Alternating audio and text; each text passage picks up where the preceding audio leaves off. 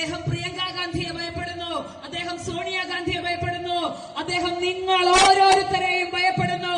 അതിന് കാരണം ജനാധിപത്യത്തിൽ വിശ്വസിക്കുന്ന, മതേതരത്വത്തിൽ വിശ്വസിക്കുന്ന, ഭരണഘടനയിൽ വിശ്വസിക്കുന്ന ഓരോ മനുഷ്യരെയും നരേന്ദ്രമോദിക്ക് പേടിയാണ് എന്നുള്ളതാണ്. അദ്ദേഹം എല്ലാ കാലത്തും അദ്ദേഹത്തിന്റെ 54 ഇഞ്ച് നെഞ്ചളവിനെ പറ്റി പറഞ്ഞുകൊണ്ടിരിക്കുന്നു. അദ്ദേഹം സ്വയം ഒരു സിംഹമാണെന്ന് പറയുന്നു. പക്ഷേ യഥാർത്ഥത്തിൽ അദ്ദേഹം ഒരു ഭീരുവാണ് എന്ന് പറഞ്ഞു വെക്കേണ്ടിയിരിക്കുന്നു.